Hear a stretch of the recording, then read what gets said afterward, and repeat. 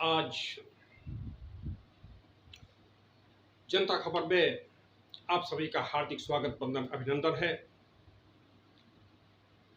आज चूंकि भारतीय जनता पार्टी ने अपनी कार्यकारिणी घोषित किया, उस कार्यकारिणी घोषित करने पे एक नाम को लेकर के पटना से लेकर के दिल्ली तक बड़ी चर्चा, सियासी हलकों में चर्चा रही। दो नामों पर चर्चा हम करते हैं। एक उत्तर प्रदेश से अलीगढ़ मुस्लिम यूनिवर्सिटी के वाइस चांसलर रहे प्रोफेसर मंसूर को लेकर के कि भाई मुस्लिम को कैसे भेज दिया गया। तो लोगों का यह मानना कि अब भारतीय जनता पार्टी ने कहीं न कहीं मुस्लिम समाज को अपने साथ जोड़ना चाहती है। जैसे एक समय था जब कांग्रेस हिंदुओं की पक्षधर पार्टी हुआ करती थी और मुस्लिम लीग मुस्लिमों की पक्षधर पार्टी हुआ करती थी, लेकिन जब देश का विभाजन हो गया, पाकिस्तान चला गया, तो मुस्लिम लीग काफ़ी कमज़ोर पड़ गई स्वतंत्र भारत में। तो अब बचा खुचा स्वतंत्र भारत का मुस्लिम कहाँ जाए? कांग्रेस ने उसके साथ दोस्ती कर लिया, उसके साथ यारी कर लिया, उसके साथ साथ गांठ कर लिया और मुसलमानों की रहनुमा बन गई। आज कहीं न कहीं ऐसा लगता है कि भारतीय जनता पार्टी भी अब मुसलमानों के साथ दोस्ती करना चाहती है, कांग्रेस की राह पर चलना चाहती है और मुसलमानों से दोस्ती करके, उनसे यारी करके मुस्लिम वोट लेना चाहती है, जैसा कि कांग्रेस ने। शुरुआत में क्या था, कांग्रेस का काफ़ी तमाम नेता हिंदूवादी हुआ करते थे, लेकिन धीरे धीरे मुस्लिम पक्ष पर बोलना उन्होंने शुरू किया। उसी प्रकार से आज भारतीय जनता पार्टी तमाम प्रकरणों पे, तमाम मसलों पर मुस्लिम समाज का पक्ष लेती हुई दिख रही है। जिस तुष्टीकरण का विरोध भारतीय जनता पार्टी करती थी, आज उसी तुष्टीकरण की राह पर चल पड़ी है भारतीय जनता पार्टी। ऐसा लखनऊ से लेकर दिल्ली तक चर्चाएं हैं। मुस्लिम समाज का वोट भारतीय जनता पार्टी को नहीं मिलता है, लेकिन उसके बावजूद भी भारतीय जनता पार्टी मुस्लिम समाज से एमएलए विधायक बनाती है, विधान परिषद में स्थान देती है, एमएलसी बनाती है, राज्यसभा भेजती है, राज्य स्तर से लेकर केंद्र तक मंत्री बनाती है। बेचारे कायस्थों का हाल क्या है? कायस्थों का रोना इस बात का लेकर के है कि हम तो 99.99% वोट भारतीय जनता पार्टी को देते हैं।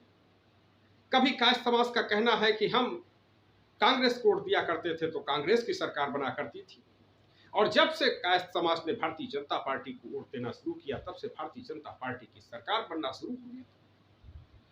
लेकिन भारतीय जनता पार्टी ने उत्तर प्रदेश जैसे प्रदेश से आज तक एक भी लोकसभा का टिकट देना मुनासिब नहीं समझा। इस बात को लेकर के कायस्थों में काफी नाराजगी, खासतौर से उत्तर प्रदेश में, बिहार में, हिंदी भाषी क्षेत्रों में इस बात को लेकर के नाराजगी हुई कि भारतीय जनता पार्टी कायस्थ समाज को सिर्फ टिकट ही नहीं देती है लोकसभा में, राज्यसभा मनोनयन में भी उपेक्षा करती है, विधानसभा के चुनाव में उपेक्षा करती है, विधान परिषद में उपेक्षा करती है, मंत्रिमंडल में स्थान देने में उपेक्षा करती है, और जो सरकारों की तरफ से तमाम कोटेदारी, पट्टेदारी, ठेका, पट्टा ये सब दिया जाता है, सरकारी लाभ देने की बात आती है, उन सरकारी लाभों में भी भारतीय जनता पार्टी कायस्थों की उपेक्षा करती है। विभिन्न कायस्थ संगठनों ने फैसला ले लिया कि हम किरण सिन्हा के साथ रहेंगे, कुछ भी हो जाए हम भारतीय जनता पार्टी को वोट नहीं देंगे, भारतीय जनता पार्टी का सपोर्ट नहीं करेंगे और हम अपनी नेता श्रीमती चौधरी किरण सिन्हा, राष्ट्रीय अध्यक्ष जनता दल आई के साथ रहेंगे, हम यशवंत सिन्हा के साथ रहेंगे। यशवंत सिन्हा के प्रकरण पर लेकर भी भारतीय जनता पार्टी की बड़ी उहापोह हुई कि कायस्थ समाज से राष्ट्रपति न बनने पाए, इसलिए यशवंत सिन्हा को उपेक्षा की गई। यशवंत सिन्हा का जो लोग समर्थन कर रहे थे, जिन पर आशंका हो गई कि ये कहीं यशवंत सिन्हा को वोट न दे, उनका भी उत्पीड़न किया गया, उन पर भी एफआईआर दर्ज कर दी गई। उसके जीते जागते उदाहरण वाराणसी से कैंट क्षेत्र में विधायक सौरभ श्रीवास्तव रहे, जिन पर रिपोर्ट दर्ज कर दिया गया नोएडा के पास। उन्होंने यशवंत सिन्हा से मुलाकात कर लिया था। इस प्रकार की तमाम गतिविधियां रही। तो आज जो सबसे बड़ी चर्चा रही पटना से दिल्ली, वो ये रही कि ऋतुराज सिन्हा भारतीय जनता पार्टी ने राष्ट्रीय सचिव बना दिया। बिहार से एकमात्र सचिव बनाया। राधा मोहन सिंह की वापसी हो गई, वो पहले पदाधिकारी थे, अब उनकी छुट्टी हो गई। यद्यपि झारखंड जैसे छोटे प्रदेश से दो दो लोगों को बनाया गया, और जिसमें आशा लकड़ा की बड़ी चर्चा है झारखंड में, रांची में। लेकिन ऋतुराज सिन्हा की चर्चा इसलिए हो रही है कि चूंकि बिहार का कायस्थ, यूपी का कायस्थ बड़े पैमाने के साथ में किरण सिन्हा के साथ जुड़ गया। तो किरण सिन्हा के साथ जुड़ रहा है, इसलिए कोई न कोई चेहरा तो चाहिए भारतीय जनता पार्टी का वोट बैंक बचाने के लिए। खास तौर से जब जयंत सिन्हा को हटा दिया भारतीय जनता पार्टी ने, यशवंत सिन्हा का राष्ट्रपति में विरोध किया, उनके खिलाफ प्रत्याशी उतार दिया। इतना ही नहीं, बिहार से, पटना से ही सांसद रविशंकर प्रसाद, जो यशवंत शत्रुघ्न सिन्हा को हरा करके जीते थे 2019 के लोकसभा चुनाव में, उन रविशंकर प्रसाद को भी मंत्रिमंडल से बाहर कर दिया। कायस्थ लोग बड़े गर्व से कहते हैं कि अंग्रेज हमारे बिना नहीं चल पाया, मुगल हमारे बिना नहीं चल पाया, इस देश के हजारों लाखों राजा महाराजा हमारे बिना नहीं चल पाए, यहाँ तक कि भगवान राम का भी जो राजपाट था, उनमें भी मंत्री की जिम्मेदारी, प्रधानमंत्री की जिम्मेदारी सुमंत नामक कायस्थ की थी। परंतु इस भारतीय जनता पार्टी ने तो कायस्थ मुक्त मंत्रिमंडल बना दिया और कायस्थों को बता दिया कि ए भारत के कायस्थों, मुझे तुम्हारी जरूरत नहीं है, हम तुम्हारे बिना भी मंत्रिमंडल बना करके भारत की राज सत्ता का संचालन कर सकते हैं। इन सब बातों से कायस्थ समाज आहत था। आहत होने के नाते कांग्रेस की तरफ जाने का, कांग्रेस भी उसी रास्ते पर है। कांग्रेस ने कहा कि भाई भाजपा ने चाहे जितना गंदा काम किया हो, चाहे यहां गड़बड़ किया हो, वहां गड़बड़ किया हो, मणिपुर में जो किया हो, लेकिन भारतीय जनता पार्टी ने एक काम बहुत बढ़िया किया। तो कुछ नेताओं ने पूछा कि अरे भाई क्या भारतीय जनता पार्टी ने अच्छा कर दिया? तो कांग्रेस के नेता ने कहा कि भाई कांग्रेस, भाजपा ने ये अच्छा काम कर दिया कि कम से कम कायस्थ को टिकट देना बंद कर दिया उत्तर प्रदेश से। क्योंकि उत्तर प्रदेश से कांग्रेस के बड़े नेता आते हैं, राहुल गांधी, सोनिया गांधी।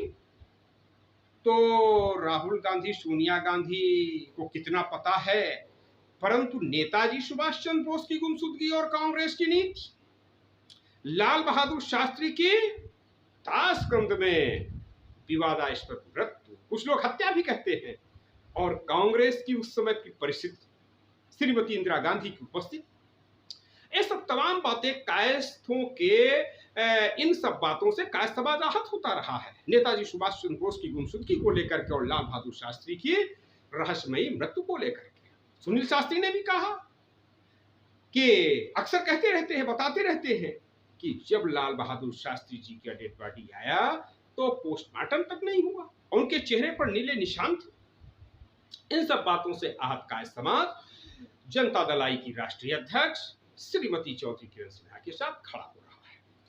उसको ध्यान हटाने के लिए, रोकने के लिए, ऐसा मानना है पटना से दिल्ली तक तमाम पत्रकारों का, तमाम समाज सेवियों का, कि भाई परिवारवाद से उनके पिताजी राज्यसभा सदस्य रहे ऋतुराज सिन्हा के, और ऋतुराज सिन्हा के पिताजी राज्यसभा सदस्य रहे, तो उनको लेकर के कि भाई परिवारवाद में फिर सिमट गए। लेकिन भारतीय जनता पार्टी को परिवारवाद मंजूर है। अब ऋतुराज सिन्हा की चर्चा इसलिए भी कि न कभी पटना दिखाई देते हैं, न कभी जो है बेगूसराय में, न कभी मुजफ्फरपुर में, न कभी भागलपुर में, न कभी दरभंगा में, न कभी समस्तीपुर में, न कभी गया में, न कभी जहानाबाद में, न कभी औरंगाबाद में, न कभी पूर्णिया में, न कभी अररिया में, न कभी सुपौल में, न कभी मधेपुरा में, और न कभी पूर्वी चंपारण या पश्चिमी चंपारण में, न गोपालगंज में, न सिवान में। तो सवाल इस बात का है कि भाई ऋतुराज सिन्हा को क्यों? तो भाई लोगों का, राजनीतिक पंडितों का आकलन यही हुआ कि किरण सिन्हा का रास्ता रोकना है। क्योंकि पटना से किरण सिन्हा को लोकसभा चुनाव लड़ाने की तैयारी वहां का कायस्थ समाज बड़ी तेजी के साथ कर रहा है। और बिहार का, यूपी का, मध्य प्रदेश का, छत्तीसगढ़ का, राजस्थान का, झारखंड का, असम का, बंगाल का, तमाम कायस्थ समाज की संस्थाएं, तमाम कायस्थ समाज के नेता किरण सिन्हा जी के साथ जुड़ रहे हैं। तो उनको रोकने के लिए उनका बढ़ता हुआ रास्ता, जिस रास्ते पर माननीय किरण सिन्हा जी बढ़ रही हैं, उसको थोड़ा रोका जाए।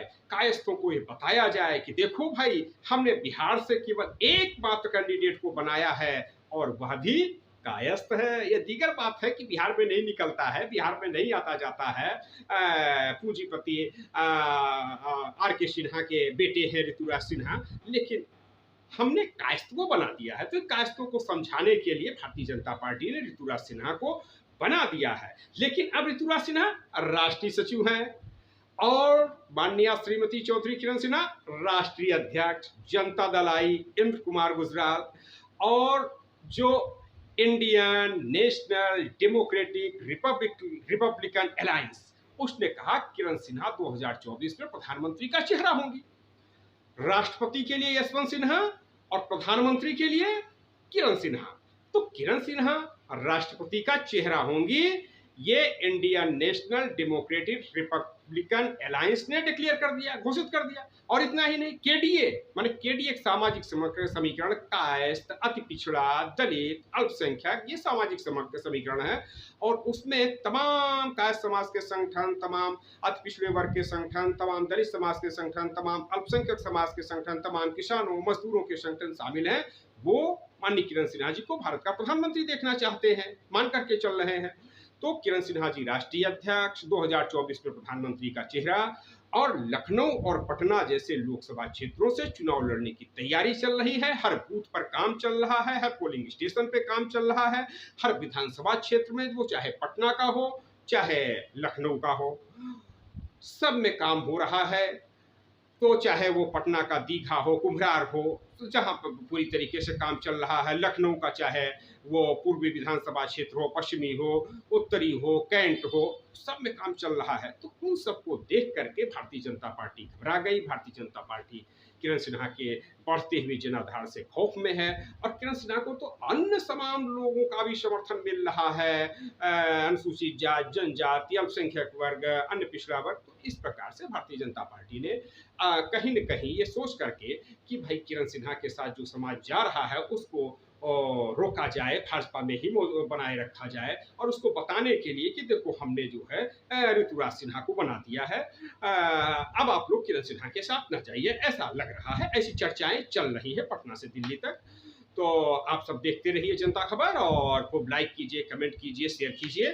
तो आप सभी को बहुत बहुत धन्यवाद। देखते रहिए जनता खबर।